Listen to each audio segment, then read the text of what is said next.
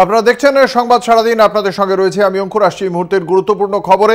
আরজিকর হাসপাতালে তরুণী চিকিৎসকের মৃত্যুর ঘটনায় প্রধান অভিযুক্ত সঞ্জয় রায়, যাকে গ্রেপ্তার করেছিল কলকাতা পুলিশ, পরবর্তীকালে তাকে সিবিআই এর হাতে তুলে দেওয়া হয়। সেই সঞ্জয় রায়কে আজকে আদালতে পেশ করা হলে তাকে বিচার বিভাগীয় হেফাজতের নির্দেশ দেওয়া হয়েছে আদালতের পক্ষ থেকে।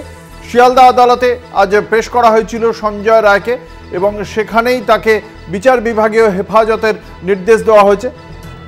আমাদের সঙ্গে রয়েছেন আমাদের প্রতিনিধি সত্যসুন্দর ভট্টাচার্য। সত্যসুন্দর, এই বিষয়ে আজকে সিবিআই এর পক্ষ থেকে ঠিক কি বক্তব্য ছিল আদালতের কাছে? কেন বিচার বিভাগীয় হেফাজতে দেওয়া হলো সঞ্জয় রায়কে?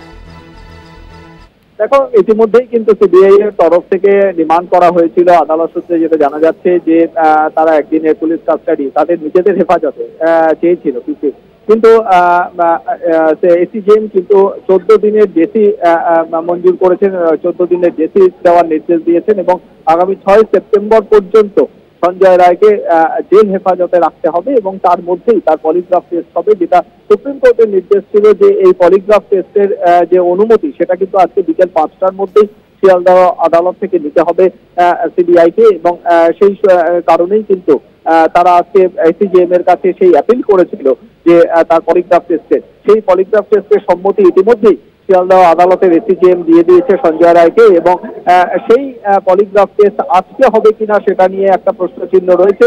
সেক্ষেত্রে যদি আজকে না হয় তাহলে সরাসরি তাকে আজকে জেল হেফাজতে নিয়ে যাওয়া হবে, পরে জেলের থেকে স্পেশাল পারমিশন নিয়ে তারপরেই তার পলিগ্রাফ টেস্ট হবে, এমনটাই কিন্তু সূত্র মারফত জানা যাচ্ছে।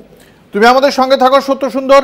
যে কথা তুমি ইতিমধ্যেই দর্শকদের জানিয়েছো, পলিগ্রাফ টেস্টের কথা ইতিমধ্যেই তুমি জানিয়ে দিয়েছো, তুমি আমাদের সঙ্গে থাকো। আপনাদের জানিয়ে রাখি, এই বিচার বিভাগীয় হেফাজতে থাকাকালীনই তার পলিগ্রাফ টেস্টের অনুমতি যেহেতু পাওয়া গিয়েছে, খুব শিগগিরই তার পলিগ্রাফ টেস্ট হবে এবং সেক্ষেত্রে পলিগ্রাফ টেস্টের ক্ষেত্রে বেশ কতকগুলি পদ্ধতি অনুসরণ করতে হয়।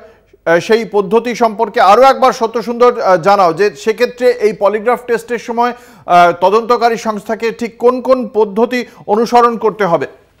দেখো, পলিগ্রাফ টেস্ট একেবারেই সায়েন্টিফিক একটি প্রসেস এবং সেখানে নির্দিষ্ট বেশ কিছু অন্তত পক্ষে 3 থেকে 4 ঘন্টা সময় লাগে এবং দেখা গিয়েছে যে এই ধরনের ক্ষেত্রে যে বিশেষ করে এখানে সঞ্জয় রায়ের ক্ষেত্রে কিন্তু তার বয়ানে একাধিক অসঙ্গতি, যখন তাকে ইন্টারোগেশন হচ্ছিল, যখন তাকে জিজ্ঞাসাবাদ হচ্ছিল, তখন সিবিআই আধিকারিকেরা তার কাছ থেকে কিন্তু তার কোনো সন্তোষজনক উত্তর, অর্থাৎ তার বয়ানে একাধিকবার কিন্তু অসঙ্গতি পাওয়া গিয়েছে। সেই জায়গা থেকে একটা নির্দিষ্ট একটা কংক্রিট জায়গায় পৌঁছানোর ক্ষেত্রে পলিগ্রাফের টেস্টের প্রয়োজনীয়তা রয়েছে বলে মনে করছেন সিবিআই আধিকারিকেরা এবং সেই কারণেই কিন্তু তার সেই অনুমতি নেওয়া হয়েছে আজকে শিয়ালদা এসিজেএম আদালতে। প্রসেস পলিগ্রাফ টেস্টের অন্তত 3 থেকে 4 ঘন্টা একটা নির্দিষ্ট সময় এবং সেই সময়ের মধ্যে কিন্তু তার এই পলিগ্রাফ টেস্টের সময় তার যে ইনভেস্টিগেটিং অফিসার ছিলেন, তদন্তকারী অফিসার, তিনি উপস্থিত থাকবেন, একজন সায়েন্টিস্ট সেখানে উপস্থিত থাকবেন এবং পলিগ্রাফ টেস্টের জন্য একজন চিকিৎসক সেখানে উপস্থিত থাকবেন, এমনটাই কিন্তু জানা যাচ্ছে।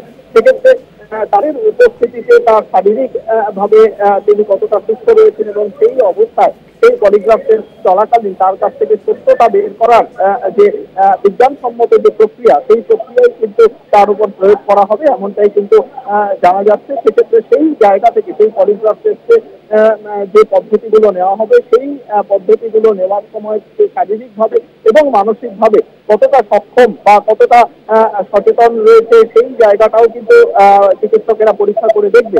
দেখার পরেই কিন্তু তার কাছ থেকে আসল যে সত্যতা, অর্থাৎ ঘটনার দিন ঠিক কি হয়েছিল এই বিষয়টা সম্পর্কে নিশ্চিত হতে চাইছেন সিবিআই এর তদন্তকারী আধিকারিকেরা এবং সেই কারণেই এই নির্দিষ্ট প্রক্রিয়া যে 3-4 ঘন্টা সময়ের যে প্রক্রিয়া, সেই প্রক্রিয়ার মধ্যেই কিন্তু তার কাছ থেকে আসল সত্য ঘটনার যে বিষয়টা, যেটা ঠিক ঘটনার দিন 9ই আগস্ট রাতে যে ঘটনা হয়েছিল সেই ঘটনার সম্পর্কে আসল সত্যতা করতে চাইছেন সিবিআই আধিকারিকেরা এবং তার মাধ্যমেই কিন্তু তদন্তের একটা গতিপ্রকৃতি নির্দিষ্ট জায়গায় এসে আসবে, সেটাই কিন্তু মনে করছেন তদন্তকারী আধিকারিকেরা।